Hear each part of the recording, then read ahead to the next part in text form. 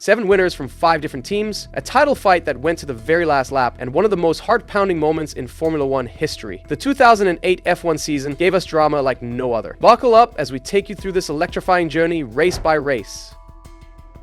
It all kicked off in Melbourne, setting the tone for what was to come: chaos and unpredictability. Lewis Hamilton dominated from start to finish, snatching a commanding victory. But behind him, total mayhem. Only 7 cars finished the race, with the rest falling victim to crashes and mechanical failures. Ferrari was among the first to face the challenge. Raikkonen's race ended early when his Ferrari suffered a mechanical failure. On lap 27, his engine gave up, and he was forced to retire after a series of spins, contributing to Ferrari's nightmare start to the season. The 2007 world champion looked like he had nothing left in the tank, as McLaren and BMW took advantage of Ferrari's misfortune. But BMW Sauber's early hopes were dashed when a rear suspension failure forced Heidfeld to retire, adding to the team's struggles. Meanwhile, Red Bull's Coulthard spun off into the gravel late in the race, bringing out the safety car and ending his race early. Also, Force India's Sayul crashed out after a brake issue, further thinning the field and leaving only a handful of finishers. Like it wasn't enough, Rubens Barrichello's race was dramatically affected by a pit lane incident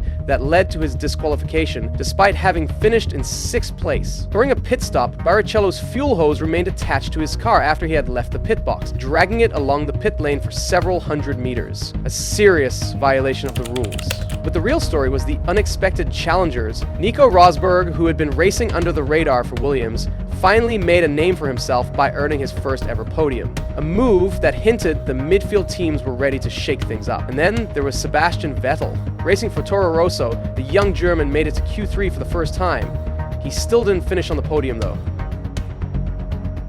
After a disastrous start to the season in Melbourne, Ferrari came back swinging in Malaysia, with Kimi Raikkonen clinching a flawless victory. But while Raikkonen was in control, Massa's race was a far cry from that. He had a solid start and was in contention for a podium, but his race unraveled as he tried to chase down the second-place battle between McLaren's Lewis Hamilton and BMW Sauber's Robert Kubica. As Massa pushed hard to overtake, he lost the rear of his Ferrari on lap 30 and spun off the track at turn 7. Although not catastrophic, this mistake ended any hopes of a podium finish. Now Massa had to fight his way back to finish in 13th, well outside the points. Off the track, discussions about the FIA's new traction control ban dominated headlines. With this technology gone, drivers had to manage tire slip and engine power more effectively, making the cars more difficult to control, particularly in difficult conditions like those in Malaysia. Drivers such as Lewis Hamilton, known for his smooth driving style, adapted well, often finding an advantage in conditions others struggled with. On the other hand, drivers like Massa, accustomed to more electronic assistance, faced more of a learning curve. The Malaysian GP also saw the introduction of a new safety car rule,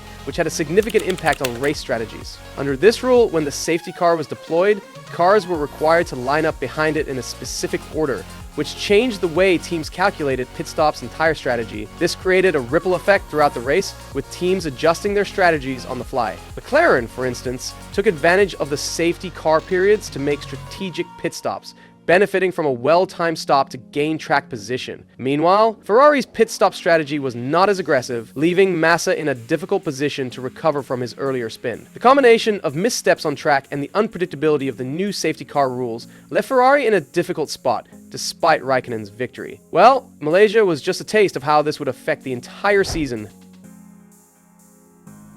The race in Bahrain was something of a surprise, with Massa responding emphatically after 2 disappointing races. The Brazilian delivered a masterful performance, leading home a Ferrari 1-2 with Raikkonen in second. Honestly, Massa's victory not only gave a boost to his title hopes, but also silenced his doubters, at least temporarily. What played an important role in his victory was tire wear. The desert heat and the long, high-speed corners of Bahrain put intense strain on the tires, causing rapid degradation. Ferrari's strategy of opting for a long first stint, where they held off on pitting until later in the race, paid off handsomely. On the other hand, Hamilton's race was a race to forget. Starting from the grid, Hamilton immediately faced issues with tire degradation, which hindered his ability to keep pace.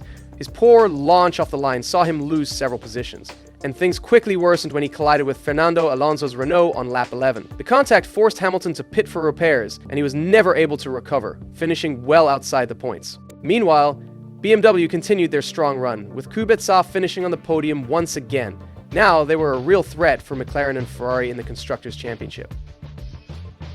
Then came Spain, where Ferrari continued their dominance. Raikkonen secured pole and a comfortable victory, building a gap that no one could close. Behind him, teammate Felipe Massa completed another Ferrari 1-2 finish, but don't relax. It wasn't all smooth sailing. The race was marred by a terrifying incident involving Heikki Kovalainen when he suffered a massive crash on lap 21 after losing control of his car at high speed. Kovalainen hit the barriers hard, bringing out the safety car. Even in an era where F1 cars were considered some of the safest machines, the crash looked terrifying. Thankfully, the Finn emerged relatively unscathed.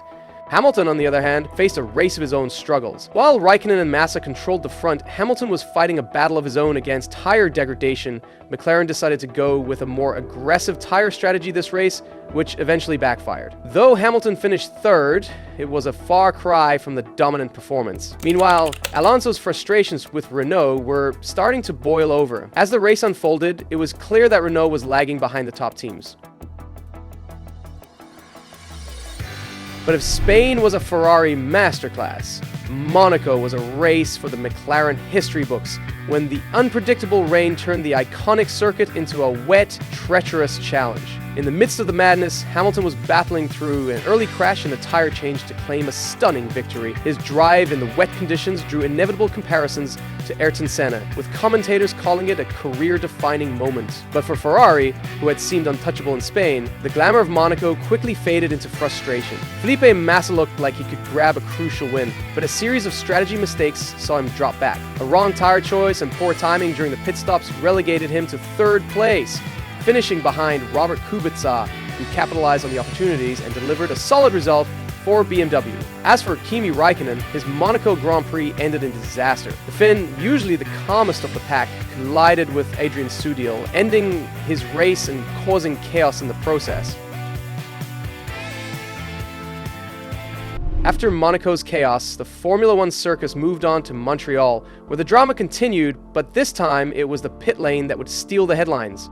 Battling for the win, Hamilton and Raikkonen collided in the pit lane, a costly mistake that would hand Robert Kubica his maiden win for both the team and the nation.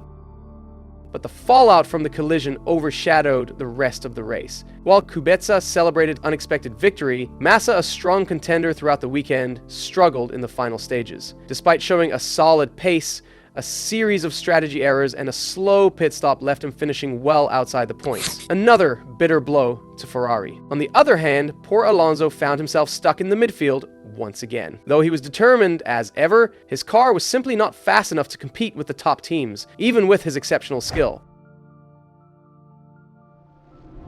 The British Grand Prix was a race where the elements played a huge role, and now it was Hamilton's moment to shine. The rain poured down, once again making a circuit far more challenging, but in the chaos, Hamilton was in full control.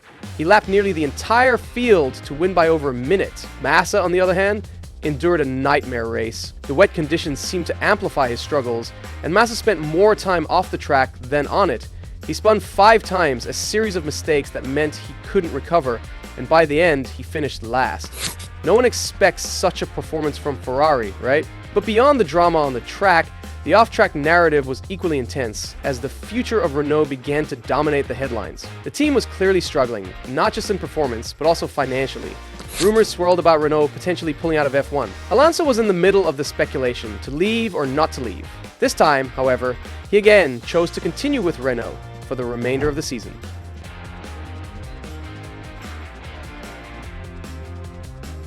In Singapore, F1's first night race was as dramatic as expected. Ready? Fernando Alonso, despite driving a less competitive car, despite all the frustration, delivered a stunning victory. Finally! But in a race full of surprises, it wasn't just Alonso's driving that made headlines. Nelson Piquet Jr. became the unlikely central figure, crashing strategically to trigger a safety car period that perfectly aligned with Alonso's pit strategy. What seemed like a twist of fate at the time would later be revealed as part of the infamous Crashgate scandal, forever tainting the race's legacy. Meanwhile, Felipe Massa's championship hopes were dealt a blow after a botched pit stop, where his fuel hose got caught, costing him valuable time and effectively ruining his race. The image of his Ferrari dragging the hose remains one of the enduring moments of the season. Just one more missed opportunity. But his teammate was no better. Despite being competitive, Raikkonen's race was marred by a poor start and misfortune in traffic. Raikkonen never quite recovered and, like Massa, was left far from a podium finish. As the season moved to the final race, the fight was neck and neck, and Hamilton led the standings by 7 points over Massa. To secure the championship, Hamilton only needed to finish 5th or higher, regardless of Massa's result. Felipe, on the other hand, required nothing less than a victory, and for Hamilton to finish lower than 5th to claim the title. Massa started from pole position and confidently led his home race from start to finish. Hamilton, in contrast, stayed within the required positions, but the unpredictable weather added an extra layer of drama. A few laps before the finish, rain began to fall, prompting teams to switch to intermediate tires. Some drivers, including Timo Glock Toyota, decided to stay out on slicks, a bold move that risked everything, but also allowed them to make up positions quickly as others struggled. Glock, who had often been overshadowed by bigger names, was suddenly a pivotal figure in the race for the title. On the penultimate lap, Hamilton made a mistake and was overtaken by Sebastian Vettel, dropping to 6th place, a position that wasn't enough to secure the championship. Meanwhile, Massa crossed the finish line first, and for a brief moment, it seemed like he had become the world champion. However, on the final lap, in one of the last corners, Hamilton overtook Glock, reclaiming 5th place. This way, he snatched victory and the championship by a razor-thin margin. The dramatic final corner was one of the most unforgettable moments in Formula One history. Massa, who had led the race from start to finish, crossed the line, thinking he had clinched the championship. The scenes were unforgettable. Massa in tears, gracious in defeat, and Hamilton celebrating his historic win. At 23 years old, Hamilton became the youngest ever world champion at the time, a record later broken by Sebastian Vettel in 2010.